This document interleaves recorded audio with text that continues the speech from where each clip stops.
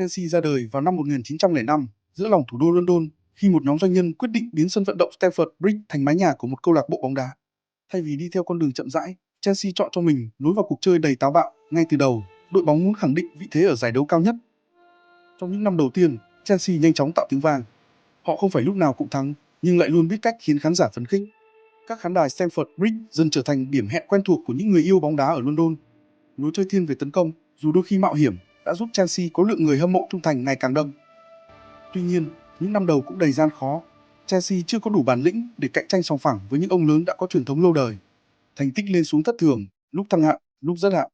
Nhưng chính những va đập ấy đã rèn cho Chelsea một bản sắc, không ngừng chiến đấu, không sợ thất bại. Đến thập niên 1930, Chelsea dần khẳng định mình là một phần không thể thiếu của bóng đá Anh. Dù chưa giành được danh hiệu lớn, nhưng đội bóng đã xây dựng được chỗ đứng trong lòng người hâm mộ với bản sắc mạnh mẽ và khát vọng vươn lên. Bóng đá thế giới chao đảo bởi chiến tranh, nhưng Chelsea vẫn tiếp tục tồn tại, duy trì ngọn lửa ở Stamford Bridge.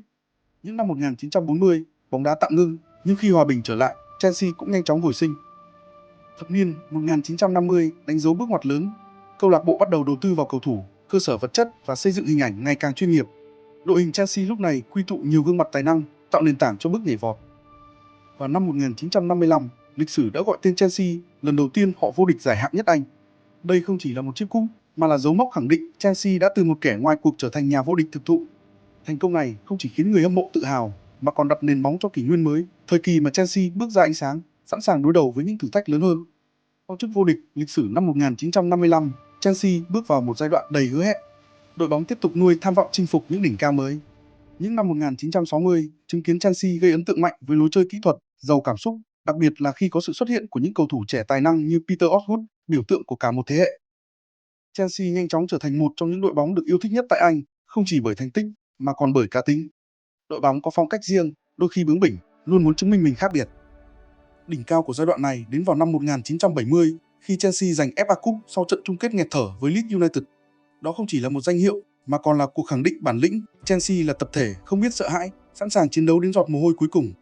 Một năm sau, Chelsea tiếp tục tạo kỳ tích với chức vô địch European Cup Winner Cup, đưa tên tuổi của họ vươn tầm châu Âu. Tuy nhiên, sau những năm tháng huy hoàng, Chelsea bắt đầu đối diện khó khăn. Thành tích bấp bênh, tài chính eo hẹp và áp lực duy trì phong độ khiến đội bóng rơi vào vòng xoáy bất ổn. Thập niên 1970 và 1980 là những năm tháng u ám của Chelsea. Sân Stamford Bridge xuống cấp trầm trọng, tài chính kiệt quệ, thậm chí câu lạc bộ đứng trước nguy cơ phá sản. Đội bóng nhiều lần xuống hạng, mất đi vị thế từng gây dựng. Nhưng cũng chính trong gian khó, bản lĩnh Chelsea lại bừng sáng. Các cầu thủ trẻ như Kerry Dixon hay Pat Nevin vẫn chiến đấu không mệt mỏi, giữ cho ngọn lửa xanh không tắt. Năm 1982, Ken Bates xuất hiện như một vị cứu tinh. Với chỉ một bảng Anh mang tính biểu tượng, ông mua lại Chelsea và bắt đầu công cuộc tái thiết. Dưới thời Bates, Chelsea không trở thành một thế lực lớn ngay lập tức, nhưng ít nhất họ được cứu khỏi bờ vực diệt vong. Sân Stamford Bridge được cải tạo, hệ thống quản lý dần ổn định và tinh thần chiến đấu vẫn được duy trì. Dù thành tích trên sân chưa thật sự bùng nổ, giai đoạn này đã giữ cho Chelsea tồn tại để chờ một bước ngoặt lớn lao hơn ở tương lai. Chelsea đã trải qua gần một thế kỷ với đủ mọi cung bậc, từ khởi đầu táo bạo, những danh hiệu đầu tiên, vinh quang châu Âu, cho đến vực thẳm khủng hoảng tài chính. Thế nhưng, dù bao lần ngã, đội bóng áo xanh vẫn kiên cường đứng dậy. Và rồi, năm 2003, cánh cửa mới mở ra. Khi Roman Abramovich xuất hiện, Chelsea bước vào một kỷ nguyên chưa từng có, một cuộc cách mạng toàn diện, đưa đội bóng từ một kẻ kiên cường thành một gã khổng lồ thực thụ của bóng đá thế giới. Năm 2003, Roman Abramovich xuất hiện tại Stamford Bridge, mở ra một kỷ nguyên hoàn toàn mới cho Chelsea. Vị tỷ phú người Nga không chỉ mang đến nguồn tài chính khổng lồ mà còn là khát vọng biến Chelsea thành một thế lực châu Âu. Ngay mùa hè đầu tiên, ông chi hơn 100 triệu bảng cho các ngôi sao như Claude Makélélé, Hernan Crespo, Damien Duff, Jokol, khiến cả nước Anh phải ngỡ ngàng. Mảnh ghép quan trọng nhất xuất hiện năm 2004, Jose Mourinho. Vừa vô địch Champions League cùng Porto, ông đến Chelsea với câu nói nổi tiếng "I'm at one". Chỉ trong 2 mùa đầu, Mourinho đưa Chelsea giành liên tiếp 2 chức vô địch Premier League, thiết lập kỷ lục 95 điểm và hàng thủ chỉ thủng lưới 15 bàn mùa 2004 đến 2005. Đội bóng khi ấy là cỗ máy chiến thắng với Peter Cech, John Terry, Frank Lampard và Didier Drogba, những biểu tượng không thể thay thế.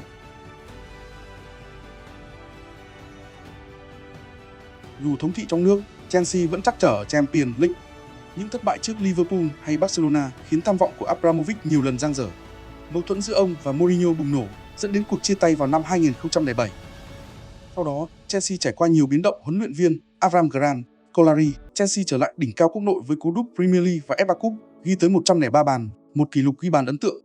Tuy vậy, giấc mơ châu Âu vẫn tiếp tục lẩn tránh. Khoảnh khắc lịch sử cuối cùng đến vào năm 2012. Dưới sự dẫn dắt tạm quyền của Roberto Di Matteo, Chelsea làm nên hành trình kỳ diệu, ngược dòng Napoli, vượt qua Barcelona, rồi hạ Bayern Munich ngay tại Allianz Arena. Didier Drogba ghi bàn gỡ hòa, Petr Cech cản phá xuất sắc và cú sút quyết định của Drogba đã đưa Chelsea lần đầu tiên vô địch Champions League. 10 năm từ 2003 đến 2012 là hành trình Chelsea vươn mình thành thế lực hàng đầu, từ đội bóng khủng hoảng, họ trở thành nhà vô địch châu Âu, khẳng định bản lĩnh và bản sắc của một The Blues không bao giờ khuất phục. Sau đỉnh cao năm 2012, Chelsea trải qua nhiều thay đổi nhưng vẫn giữ bản sắc chiến đấu kiên cường. Jose Mourinho trở lại năm 2013, đưa đội bóng vô địch Premier League 2014 đến 2015, nhưng sau đó phải ra đi vì mâu thuẫn nội bộ. Antonio Conte tiếp quản năm 2016, áp dụng sơ đồ 3-4-3 hiệu quả, mang về chức vô địch Premier League 2016 đến 2017 với 30 trận thắng. Maurizio Sarri kế nhiệm, giúp Chelsea vô địch Europa League 2019, đánh dấu danh hiệu châu Âu thứ hai trong giai đoạn này. Frank Lampard trở lại dẫn dắt đội bóng, trao cơ hội cho các tài năng trẻ như Mason Mount và Reece James, giúp Chelsea ổn định top 4 Premier League dù bị cấm chuyển nhượng. Thomas Tuchel tiếp quản vào đầu 2021, biến Chelsea thành cỗ máy kỷ luật và gắn kết.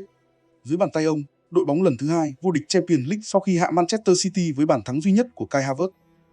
Giai đoạn 2013 đến 2021 chứng minh rằng dù thay đổi huấn luyện viên hay cầu thủ, Chelsea vẫn giữ được tinh thần bất khuất, xây dựng từ lịch sử hơn một thế kỷ và tiếp tục khẳng định vị thế trên bản đồ bóng đá thế giới. Những chiến thắng, những thất bại và cả những câu chuyện ngoài sân cỏ đều là phần không thể tách rời của Chelsea. Mỗi thế hệ cầu thủ, từ Peter Osgood, Frank Lampard, Didier Drogba đến Mason Mount hay Kai Havertz, đều mang trong mình tinh thần xanh, kiên cường máu lửa và luôn hướng về phía trước. Tương lai của Chelsea sẽ tiếp tục được viết bởi những người đứng trên sân cỏ, trên băng ghế huấn luyện và trong trái tim người hâm mộ. Một câu lạc bộ không chỉ sống nhờ chiến thắng mà còn nhờ bản sắc, sự trung thành và khát vọng vươn tới đỉnh cao. Stamford Bridge sẽ luôn là nơi chứng kiến những câu chuyện hùng tráng, những bàn thắng ngoạn mục và những khoảnh khắc làm rung động cả thế giới bóng đá. Chelsea là hơn cả một đội bóng, họ là biểu tượng của sự kiên cường, niềm đam mê và tinh thần bất khuất. Và câu chuyện này vẫn đang được viết từng ngày, từng trận đấu trong màu áo xanh thẳm của những chiến binh không bao giờ chịu khuất phục. Nếu bạn thấy nội dung này hấp dẫn, đừng quên nhấn like và subscribe kèm theo nút chuông thông báo để không bỏ lỡ những video tiếp theo về Chelsea và thế giới bóng đá.